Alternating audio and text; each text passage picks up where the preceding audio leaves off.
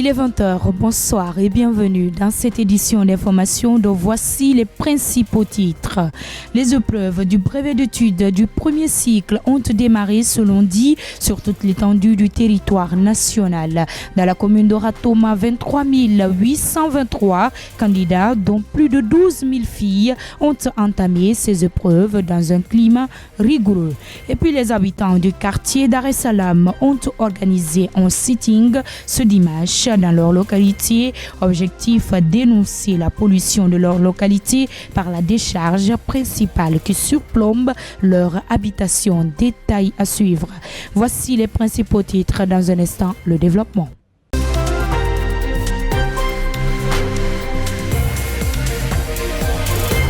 Une fois encore, bienvenue à tous. Les épreuves du brevet d'études du premier cycle ont été lancées ce lundi sur toute l'étendue du territoire guinéen. Dans la commune de Ratoma, ce sont exactement 23 823 candidats, dont plus de 12 000 filles qui ont entamé ces examens dans un climat marqué par une organisation rigoureuse. Selon les constats, nos équipes déployées sur le terrain ont rencontré certains candidats. Suivez leur avis après les premières épreuves au micro de Aboubakar Konté et de Maria Makaba. Ce que je jouais dans l'Alhamdoulilah, l'histoire était un peu compliquée, mais je me suis en sorti. Rédaction un peu, j'ai fait de mon mieux. Les épreuves se sont bien passées. L'histoire, je ne m'attendais pas à ceci, mais heureusement je me suis en sorti. Et la rédaction aussi, pareil. La surveillance n'était pas mal quand même, mais on nous a un peu serré, mais heureusement on a fait de notre mieux pour nous en sortir. Les épreuves c'était très facile, surtout en histoire. Rédaction aussi, on a joué un peu, fait les questions aussi c'était très facile aussi en rédaction. Moi personnellement j'ai été un peu surpris au niveau de la rédaction. Le sujet je ne m'attendais pas à tout, mais heureusement j'ai pu m'en sortir par la grâce de Dieu. Quant à l'histoire, je me suis débrouillé, j'ai fait de mon mieux. La surveillance, je ne vais pas dire qu'ils sont méchants, mais stricts. Parce qu'on n'a pas pu du tout avoir de mouvement dans la salle. Et le délégué est là, il fait des montées et descentes à chaque moment. Tout le temps à la fenêtre, donc on n'a pas eu du tout l'occasion de communiquer. Je vous le disais dans le titre, les habitants du quartier Dar es Salaam ont manifesté ce dimanche. Ils dénoncent la pollution de leur localité par la décharge principale qui surplombe leur habitation. Ces citoyens disent subir des effets sanitaires et appellent les autorités à les aider à se débarrasser de ce tas d'immondices. Suivez. C'est le cri d'amertume d'un citoyen impuissant face à la décharge de Dar es Salaam. Depuis des années, cette montagne d'ordures surplombe la capitale et pollue l'atmosphère pour les habitants de ce quartier. Ce dimanche, un sitting a été organisé pour inciter les autorités à déplacer ce dépotoir. La population de Dar es Salaam souffre. Nous souffrons avec ce dépotoir. Non seulement si c'est pendant la saison sèche, avec la fumée, ça nous impacte sanitairement, écologiquement et moralement. Aussi pendant l'hivernage, ça nous impacte aussi sanitairement, écologiquement. Ça, c'est devenu notre quotidien. Donc c'est pourquoi aujourd'hui nous lançons un appel au président de la République. Dar es Salaam fait partie de la Guinée, fait partie de Conakry. Aujourd'hui, c'est un problème de Conakry. Demain, ça peut être un problème de toute la Guinée. C'est pourquoi aujourd'hui nous nous levons. Nous ne sommes pas contre son pouvoir, mais plutôt nous soutenons ses idées. Nous nous demandons qu'il nous vienne en aide. Il est le père de la nation. Et Dar es Salaam fait partie de la Guinée. Les citoyens de Dar es Salaam craignent des conséquences non seulement sanitaires, mais aussi écologiques. Certains se disent déjà affectés. Maintenant, avant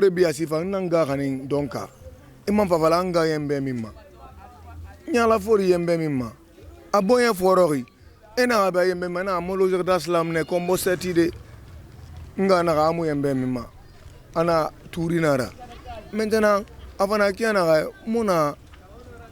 Dumbuya be ahamomali ala kogi ko nyogera babe. Au-delà de ces souffrances énumérées, la montagne d'ordures de Dar Salam est aussi, selon les riverains, à l'origine de nombreux décès dans leur localité.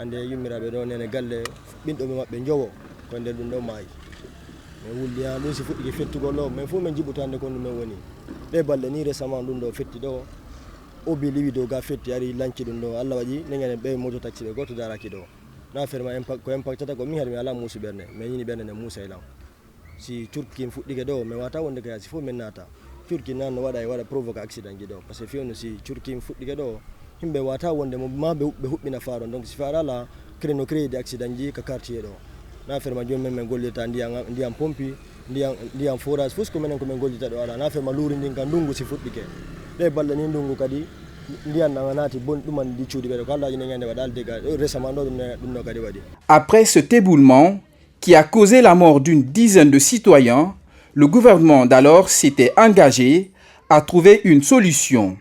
Malheureusement, jusqu'à date, le dépotoir règne en maître absolu et les citoyens continuent de cohabiter avec les détritus. Les représentants des structures affiliées à la MAOG étaient en conclave ce week-end à Conakry. Il a été question de définir des mécanismes pour la redynamisation de la Maison des associations et ONG de Guinée. La rencontre qui a mobilisé plus d'une vingtaine de structures a permis de se projeter dans le futur. Le point avec ça, Alou Yomouno. C'est la toute première rencontre depuis la mise en place de la nouvelle équipe de la MAOG. Et pour cette première, une mobilisation effective des ONG et associations affiliées à cette organisation de la société civile est constatée. C'est le moment de faire l'état des lieux et définir les perspectives pour les échéances futures. La Maison des associations et ONG de Guinée a convié cette rencontre dans le cadre de la redynamisation de nos structures. Et vous savez, au sein de la MAOG, nous avons des organisations affiliées et membres. Donc, il fallait les inviter, discuter avec eux, partager le bilan que nous avons eu à faire depuis notre arrivée à la tête de l'institution et en même temps aussi projeter des perspectives avec eux parce que c'est avec eux que nous travaillons et c'est pour eux que nous travaillons. La rencontre de ce week-end a été aussi l'occasion pour la Maison des associations et ONG de Guinée de faire part de son avant-projet qui pourrait être d'une grande importance pour le monde associatif guinéen. C'est un avant-projet d'ailleurs parce que nous avons estimé que c'est une initiative, une idée de projet que nous avons donnée au niveau de la coordination nationale, mais il fallait partager ça aussi avec les présidents des associations et ONG et afin de vraiment rendre très inclusif le projet. C'est un projet de Forum national des associations et ONG de Guinée. Les participants ont trouvé les échanges florissants et se félicitent de la tenue de ce rendez-vous. Pour moi, ça représente beaucoup parce qu'il y a un moment déjà que la MAOG la coordination nationale de la MAOG a été mise en place. Et si nous tenons aujourd'hui une réunion, ça veut dire que les choses sont en train de fonctionner dans l'objectif que nous nous sommes fixés. À l'issue de cette réunion, les responsables de la MAOG espèrent une société civile plus forte et plus dynamique. Sur un tout autre plan, le festival Mes Menstrues Libres Guinée vient de tenir la première édition à Conakry. Cette rencontre initiée par des féministes vise à sensibiliser des jeunes filles sur cette question qui, pour le moment jusque-là, reste encore un tabou en Guinée, d'où le choix du thème « Briser le tabou autour des règles ». Suivez donc Patrice Tolno pour plus d'explications. Des féministes face à des jeunes filles à la Blue Zone de Kaloum. En ce jour, elles décident de lever le voile sur la question liée aux menstrues. Je suis vraiment très ravi que ce groupe de militantes féministes de l'association Malaf ait organisé ce premier festival des menstrues libres ici en Guinée pour justement faire en sorte que l'opinion publique guinéenne, à partir de l'énergie de ces militantes, puisse traiter du thème des menstrues pour ce qu'elles sont, c'est-à-dire un phénomène physiologique qui concerne la moitié de la population guinéenne, dans le cas de la Guinée, et qui évidemment a besoin d'accompagnement parce que le fait d'avoir rendu ce phénomène, cet événement de vie naturel, un sujet tabou, de faire en sorte qu'on n'en parle pas, a malheureusement un impact sur l'éducation des filles, sur leur bien-être, jusqu'à en compromettre parfois aussi l'avenir, parce que bien évidemment, on rend cela quelque chose presque dont avoir honte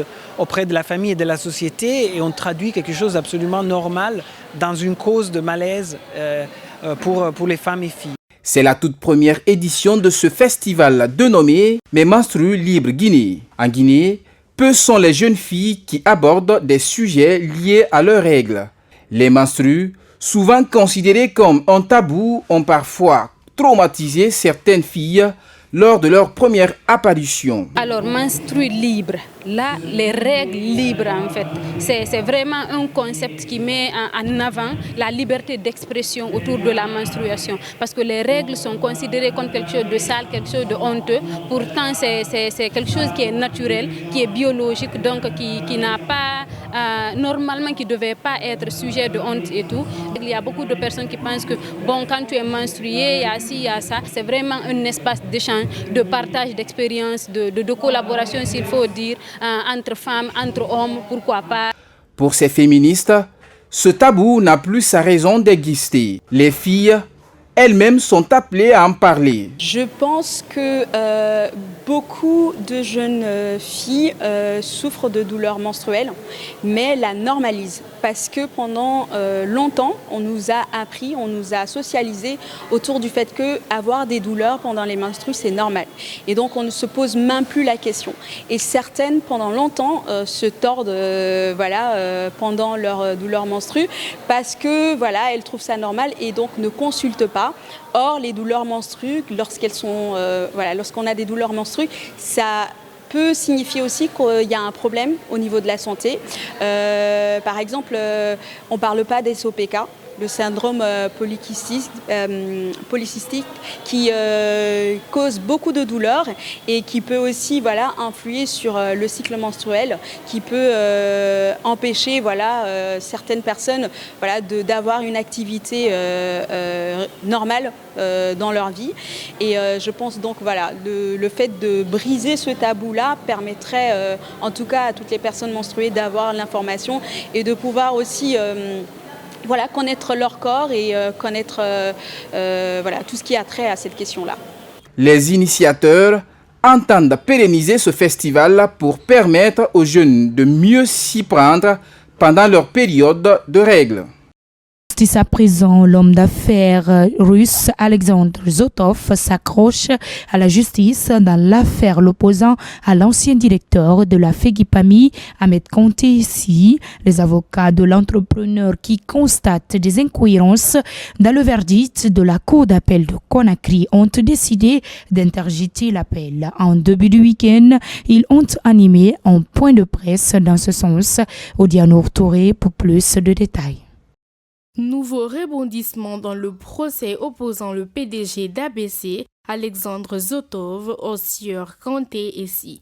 Les avocats de l'homme d'affaires russe décident d'interjeter l'appel après le verdict rendu par la Cour d'appel.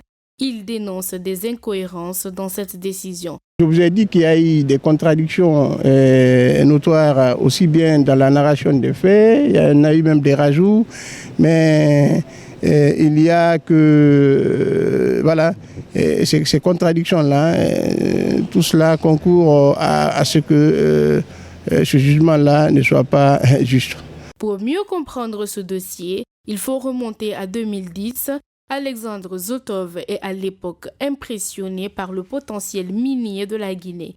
Il décide d'y investir. En 2016, Zotov fait connaissance avec Ahmed Kanté, à l'époque DG de la FEGIPAMI, et Claude Dursi. C'est le début d'une collaboration pleine d'espoir, mais très vite l'espoir s'effondre. Les consultants au chef de qui se trouve M. Ahmed Kanté se sont permis, n'est-ce pas, de détourner le projet à leur profit et en substituant la société ABC, n'est-ce pas, et signataire donc de cet accord-là par une autre société que Ahmed Kanté dit avoir créée dans l'empressement pour sauver le projet. Ainsi s'ouvre une bataille judiciaire et le 19 mai dernier, la partie civile, malgré toutes les preuves fournies, perd le procès. Alexandre est anéanti. Ahmed Kanté took everything from me. Ahmed Kanté a tout pris, lui a tout pris. He took my money.